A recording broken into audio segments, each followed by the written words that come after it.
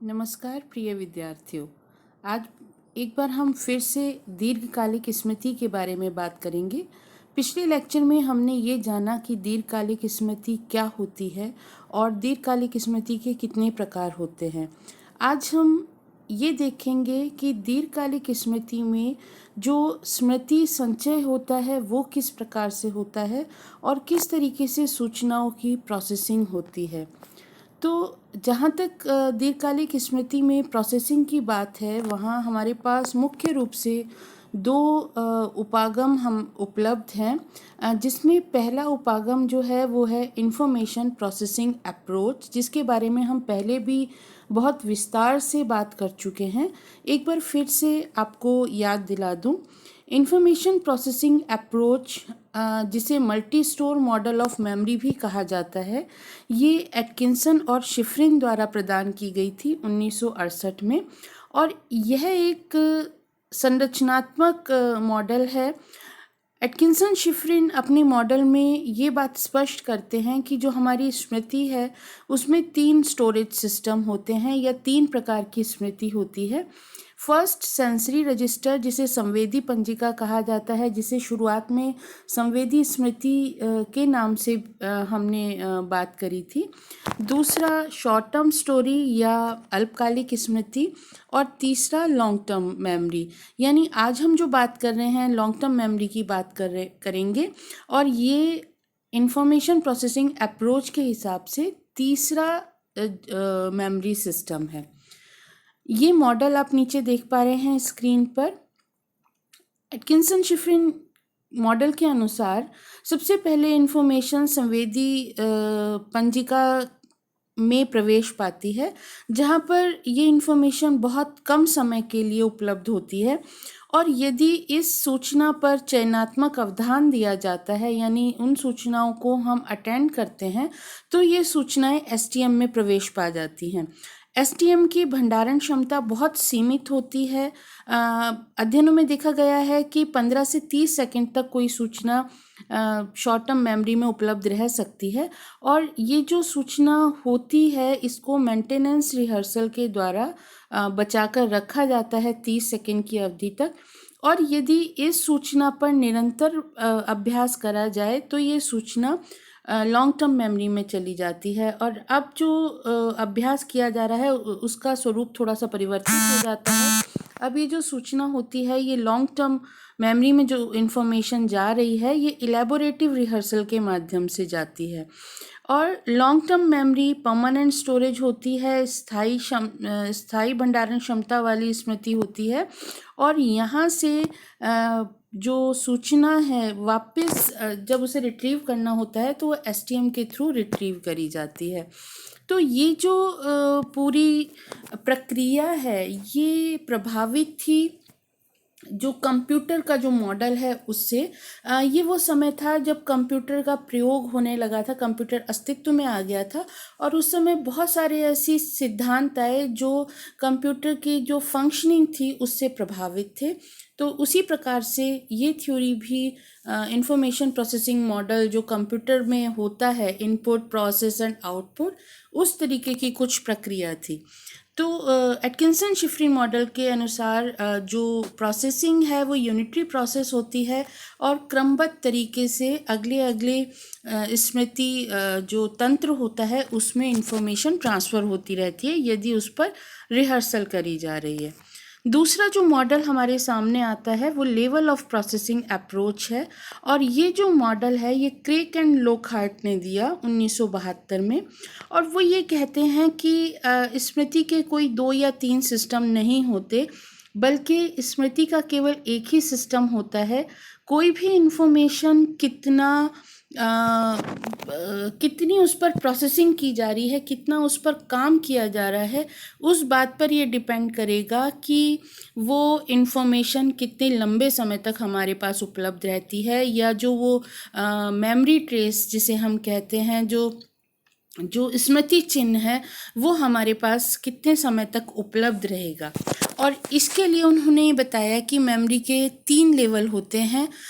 2 level shallow processing में आते हैं, जिसमें पहला लेवल है स्ट्रक्चरल लेवल संरचनात्मक जो स्तर है, और दूसरा फोनोलॉजिकल। फोनोलॉजिकल से मतलब है ध्वनि संबंधी। तो हम इस पर बात करते हैं।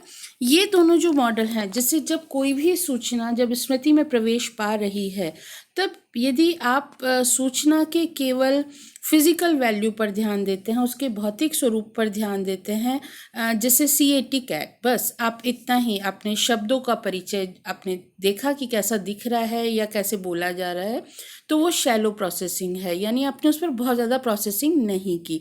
लेकिन जो फोनोलॉजिकल लेवल में आप उससे मिलता जुलता एक और शब्द ढूंढ लेते हैं, जैसे कैट से मिलता जुलता वर्ड है मेट, थोड़ी सी प्रोसेसिंग हुई लेकिन इससे कोई सार्थक सा परिणाम नहीं निकला।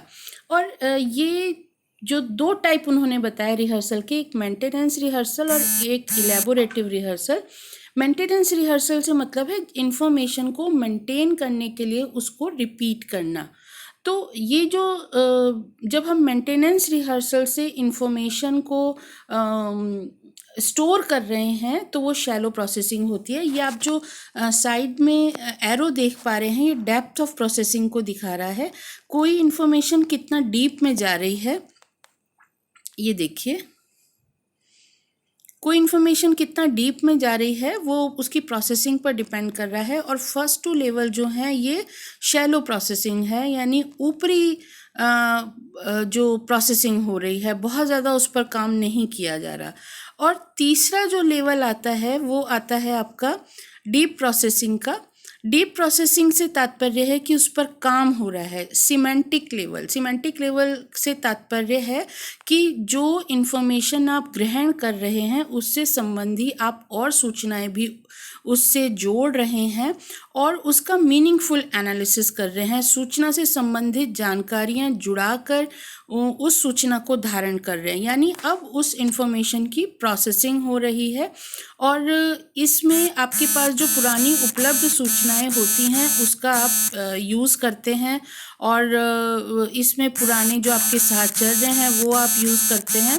साथ ही साथ जो पुरानी प्रतिमाएं या मतलब जो भी इंफॉर्मेशन आपके पास पहले से उपलब्ध है आपके लर्निंग या आपके अनुभव से, वो इसमें आप यूज़ करते हैं। यानी क्रेक एंड लोकहार्ट ये कहते हैं कि प्रोसेसिंग जितनी ज़्यादा होगी सूचना का भंडारण उतना ही ज़्यादा होगा। वो इलेबोरेटिव रिहर्सल पर जोड़ देते हैं, यानी सूचना को जितना आप विस्तार से आप उसको इकट्ठा करके रखेंगे उतना ही उसको रिट्रीव करने की जो संभावना है वो ज़्यादा हो जाएगी। तो ये दोनों अप्रोच हमारे सामने आती हैं जब हम मेमोरी प्रोसेसिंग की बात करते हैं। अब आगे हम देखेंगे कि LTM में एनकोडिंग या कूट संकेतन किस प्रकार होता है। LTM में एनकोडिंग जो होता है वो बेसिकली सिमेंटिक एनकोडिंग होता है। सिमेंटिक एनकोडिंग से हमारा तात्पर्य है शब्दार्थ संबंधी। शब्दार्थ संबंधी यानी जो भी जानकारी हमारे पास आ रही है वो मीनिंगफुल एनालिसिस उसका होता है और उसके अनुसार वो जो एनकोडिंग है वो सूचना हम धारण करते हैं। कुछ ऐसे भी एविडेंसेस मिले हैं, कुछ ऐसे प्रयोग भी हुए हैं जिन्होंने ये स्पष्ट करा है कि कुछ इन्फॉर्मेशन आवश्यकता अनुसार विजुअल यानी कि चित्रात्मक और एकॉस्टिक यानी श्रवणात्मक, विजुअल मतलब दृश्यात्मक और श्रवणात्मक भी होती है। और साथ ही साथ कुछ हद तक हम टेस्ट और स्मेल की भी कोडिंग करते हैं, लेकिन मेनली जो एनकोडिंग होती है वो सिमेंटिक होती है। और यहाँ पर एक बात मैं स्पष्ट करना चाहूँगी कि एनकोडिंग से केवल तात्पर्य उस प्रकार की एनकोडिंग से नहीं है जब हम सेंसरी एनकोडिंग की बात कर रहे थे, जो हम STM में बात कर रहे थे, बल्कि एनकोडिंग में सूचनाएं परिवर्तित होने के साथ साथ परिवर्धित भी होती हैं। यानी जो हमारा वातावरण है, जो हमारा संज्ञान है और जो हमारा संवेग है, उसके कॉन्टेक्स्ट में, उसके संदर्भ में सूचनाएं याद करी जाती हैं। तो इस एनकोडिंग यहाँ पर एक विस्तृत रूप धारण कर लेता है। और जो LTM में एनकोडिंग हो रही है उसको विभिन्न प्रकार के कारक प्रभावित करते हैं। पहली चीज़ आ जाती है इसमें डीप प्रोसेसिंग। जैसे अभी हमने बात करी क्रेक लोकहार्ट जैसे अपने मॉडल में कह रहे हैं कि जिस इंफॉर्मेशन पर जितना ज़्यादा प्रोसेसिंग होगी वो इंफॉर्मेशन उतने लंबे समय तक एलटीएम में उपलब्ध होगी, और इसके लिए इलेबोरेटिव रिहर्सल पर जोर दिया जाता है।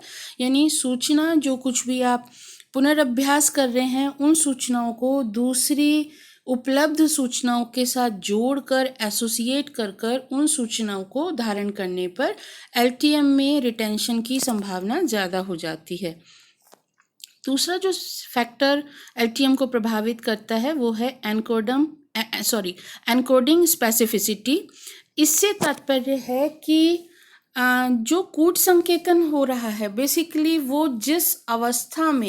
जिस विशिष्ट अवस्था में कूट संकेतन हो रहा है, रिकॉल भी उसी अवस्था में अच्छा होने की संभावना ज़्यादा रहती है। जैसे जिस संदर्भ में कूट संकेतन हो रहा है या जिस मानसिक स्थिति में कूट संकेतन हो रहा है उसकी याद आपको उसी अवस्था में ज़्यादा आएगी। इस पर अभी हम दोबारा से एक बार फिर बात करेंगे। अभी सिंपल आपको ये समझना है कि जो भी कूट संकेतन हो रहा है वो तत्कालिक दशा से प्रभावित होता है। नेक्स्ट फैक्टर आता है सेल्फ रेफरेंस इफेक्ट। इससे तात्पर्य है आत्म संदर्भात्मक जो प्रभाव है कि आप जो कोई भी सूचना ग्रहण कर रहे हैं, जो भी सूचना की एनकोडिंग हो रही है, यदि उस सूचना को आप किसी भी प्रकार से अपने से संबंधित करके याद करते हैं तो वो सूचना लंबे समय तक याद रहेगी। जैसे आप लंदन के बारे में कोई जानकारी इकट्ठा कर रहे हैं और वहाँ पर आप कुछ ऐसा जोड़ लेते हैं कि मेरे परिवार का कोई सदस्य वहाँ गया था या रहता है, तो वो जो इन्फॉर्मेशन लंदन से संबंधित जो जानकारी है वो आपको लंबे समय तक याद रहेगी और वो एक तरीके से उस पर इलेबोरेटिव रिहर्सल हो गई है। नेक्स्ट फैक्टर आता है मूड कन्ग्रुएंस, यानी जो एनकोडिंग होती है वो मूड के अनुसार होती है और जो भी सूचना हम जिसका कूट संकेतन हो रहा है वो आपके मूड के अनुसार होगा। जैसे जब आपका मूड खराब है उस समय किसी भी व्यक्ति की कोई भी बात आपको अच्छी नहीं लगेगी, चाहे वो कितना ही अच्छे प्रयास कर रहा हो। और जब आप खुश हैं तो आप जो भी वातावरण में ऐसी इन्फॉर्मेशन भी उपलब्ध हैं जो आपको पसंद नहीं है, फिर भी आप कहोगे कि ठीक है, और आपका ध्यान उसकी तरफ जाएगा और उन सूचनाओं की आप एनकोडिंग कर पाएंगे।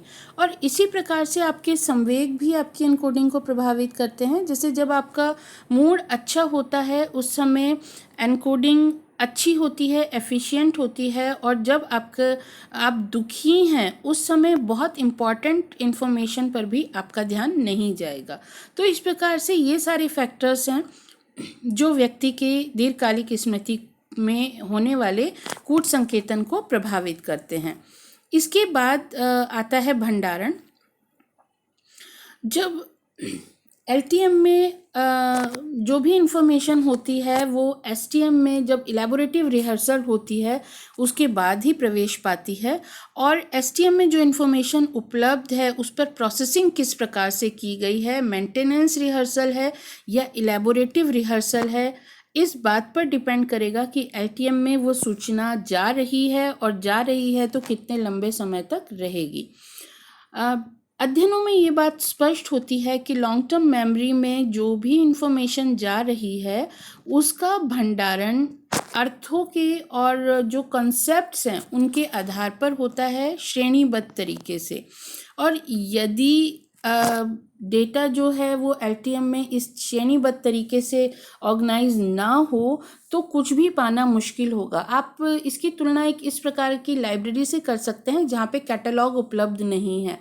आपको एक किताब ढूंढनी है तो किताब ढूंढने के लिए आपको जो लाइब्रेरी है उसमें किस प्रकार से सर्च करना पड़ेगा, और यदि वो व्यवस्थित तरीके से कैटलॉग लगा हुआ है तो आप कैटलॉग की सहायता से कोई भी किताब आसानी से शेल्फ से निकाल सकते हैं। तो बिल्कुल इसी तरीके से एलटीएम में जो है अलग अलग स्टोरेज चैम्बर्स, हम यदि कहें प्रतीकात्मक रूप में तो गलत नहीं होगा, कि अलग अलग स्टोरेज चैम्बर्स बने हुए हैं जहाँ पर जो इन्फॉर्मेशंस हैं जाकर ऑर्गेनाइज्ड वे में कलेक्ट हो जाती हैं, और इसका एक सिस्टम होता है। जैसे सबसे पहले कॉन्सेप्ट निर्मित होते हैं, फिर वो कैटेगरी में जाते हैं, फिर वो स्कीमा, और इस तरीके से ये एक हिरार्कियल तरीके से, पदानुक्रमिक ढंग से सूचनाएं जो हैं वो संचित होती हैं।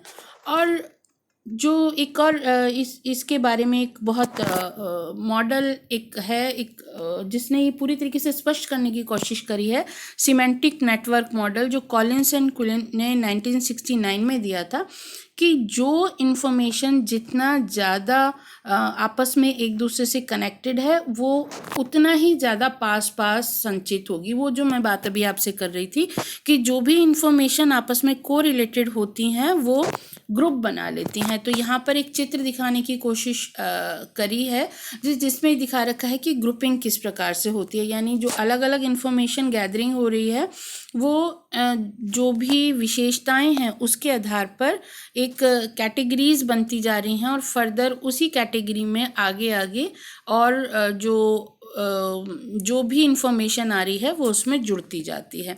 तो इस प्रकार से जो हमारी दीर्घकालिक स्मृति है उसमें भंडारण हिरार्कियल क्रम में होता है, पदानुक्रमिक ढंग से होता है और सूचनाएं एक के बाद एक श्रेणीबद्ध होती चली जाती हैं।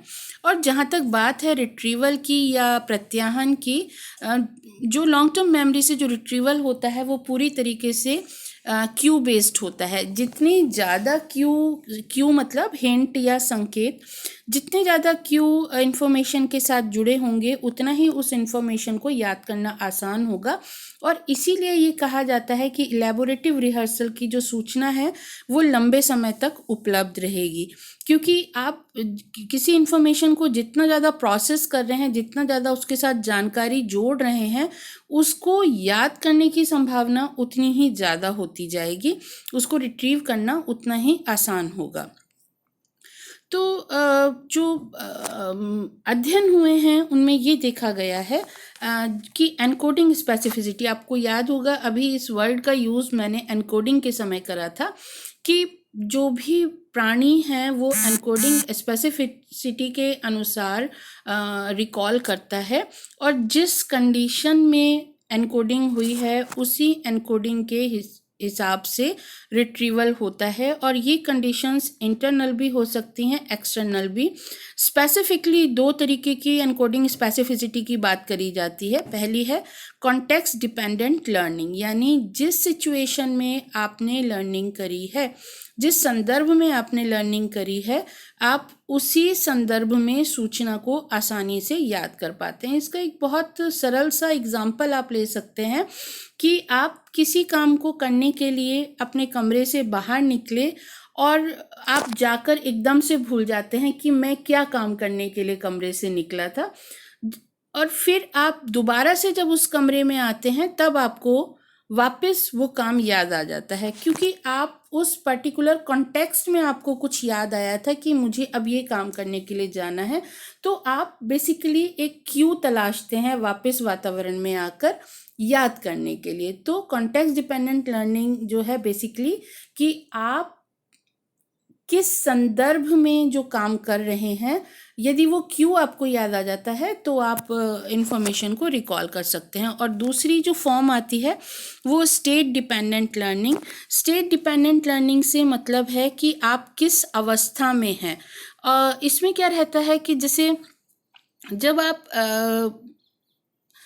जिस सिचुएशन में होते हैं उस सिचुएशन में आपको उससे मिलती जुलती बातें याद आती हैं। जैसे किसी व्यक्ति से आपकी लड़ाई हो रही है तो उस समय आपको उस व्यक्ति की सारी बुरी बातें, गंदी बातें याद आएंगी, कोई भी अच्छाई उसमें आपको नज़र नहीं आएगी। तो ये दोनों जो एनकोडिंग स्पेसिफिसिटी के प्रकार हैं वो रिकॉल को बहुत हद तक प्रभावित करते हैं, क्योंकि ये एक संकेत का काम करते हैं रिकॉल करने के लिए। इसके बाद कुछ बातें जो मैं आपको बताना चाहूँगी। रिकॉल किसे कहते हैं? रिकॉल कहा जाता है जब आप इंफॉर्मेशन को सिंपली अपनी मेमोरी से बाहर लेकर आ रहे हैं। उसमें एक कॉन्सेप्ट देखने में आता है serial position effect. Serial position effect का तात्पर्य है क्रमिक स्थिति प्रभाव, कि कोई भी इंफॉर्मेशन, आमतौर पर ये कोई भी प्रायोगिक अध्ययन किया जाता है और प्रयोज्य को लिस्ट लर्न कराई जाती है, तो ये देखा गया है कि जो लिस्ट के शुरू के और बाद के आइटम होते हैं वो आसानी से रिकॉल करे जाते हैं इन कंपैरिजन टू मिडिल। तो ये बेसिकली क्रमिक स्थिति प्रभाव होता है और ये माना जाता है कि जो शुरू के आइटम्स हैं वो अभी एसटीएम में प्रेजेंट हैं, हमारी जो वर्किंग मेमोरी है उसमें उपलब्ध है, इस वजह से याद रह पाते हैं। और जो शुरुआत के आइटम्स हैं वो एलटीएम में चले गए हैं, जिसकी वजह से वो हमें याद रहते हैं। देखिए, प्राइमेसी इफेक्ट कहा जाता है जो लिस्ट की शुरू की जो आइटम्स हैं उसको याद रखने को, जो कि एलटीएम में इंफॉर्मेशन चली गई है। और रिसेंसी इफेक्ट कहा जाता है जो अभी अभी इंफॉर्मेशन हमारे मेमोरी में आई है उसको याद रखने को।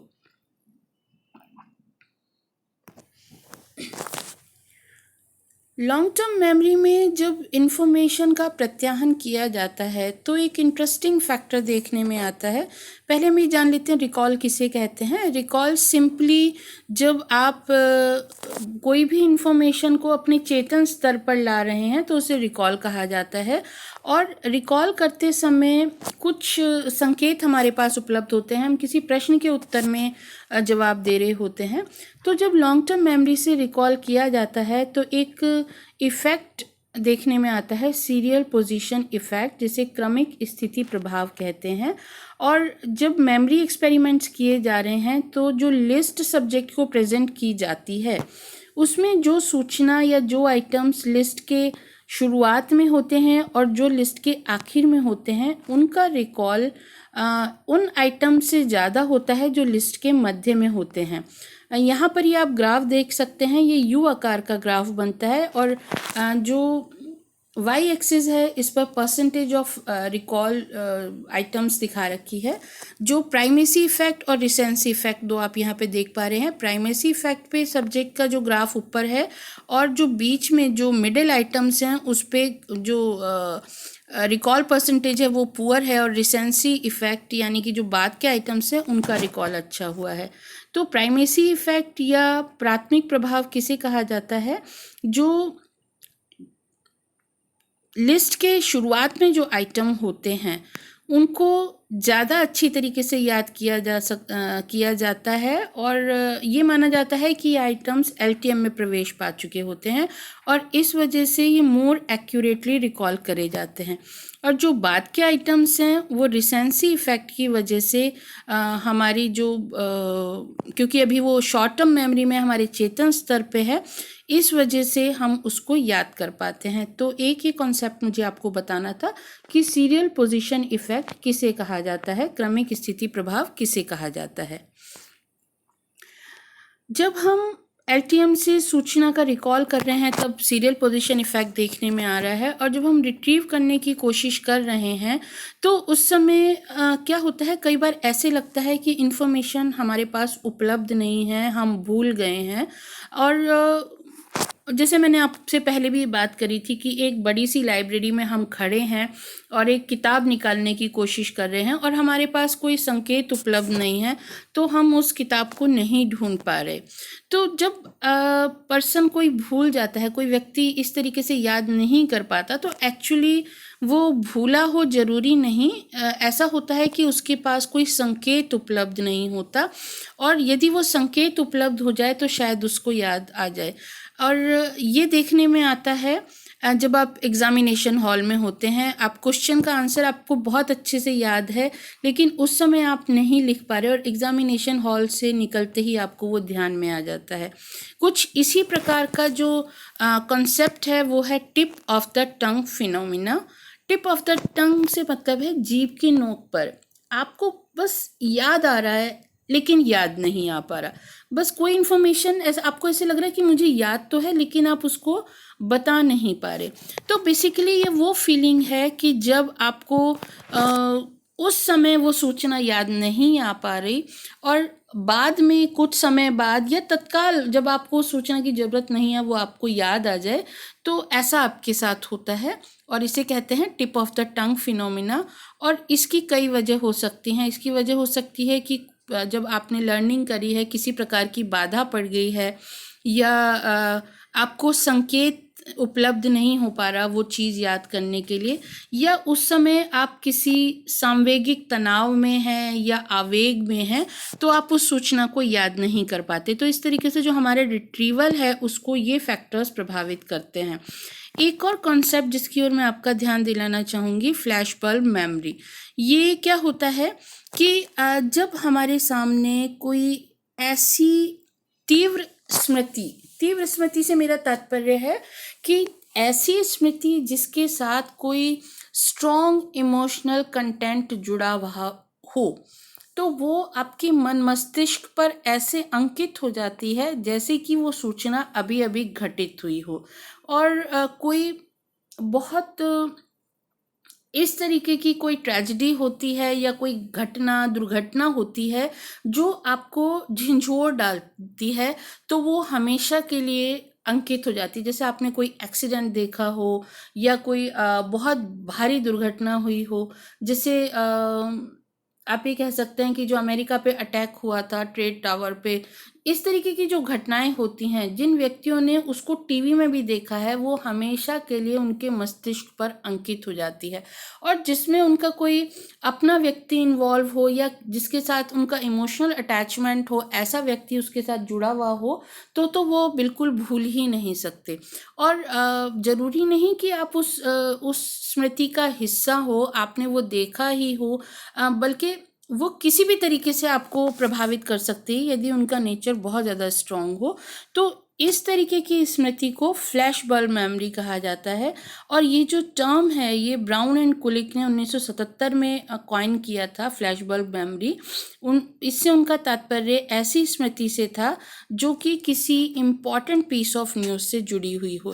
बेसिकली ये पर्सनल मेमोरीज नहीं होती, ये जो कोई जनरल न्यूज़ से जुड़ी हुई बात होती है। और ये जो नाम दिया गया वो इसलिए दिया गया कि ये जो मेमोरी है ये एक चित्र की भांति आपके मन मस्तिष्क में अंकित हो जाती है। जैसे एक कैमरे से फोटोग्राफ ली जाती है, वो कैप्चर कर लेता है स्क्रीन को, बिल्कुल उसी तरीके से वो चित्र आपके ब्रेन में अंकित हो जाता है। और वो इस पर डिपेंड करेगा कि वो न्यूज़ कितनी अलग है और उसके साथ कितने इमोशंस जुड़े हुए हैं, और ये हमारी स्मृति में हमेशा के लिए अंकित रहती है। और दूसरी घटनाएं शायद उतना ज़्यादा हम उतना आसानी से याद ना कर पाएँ, लेकिन फ्लैश बल्ब मेमोरीज जो होती हैं वो उनको आप बहुत आसानी से रिकॉल कर पाते हो। तो इस तरीके से आज का हमारा ये लेक्चर लॉन्ग टर्म मेमोरी पे कंप्लीट होता है। इन रेफरेंसेस से आप और इन्फॉर्मेशंस ले सकते हैं। तो अभी के लिए धन्यवाद। नेक्स्ट लेक्चर हमारा रहेगा मेजरमेंट ऑफ रिटेंशन पर। Thank you.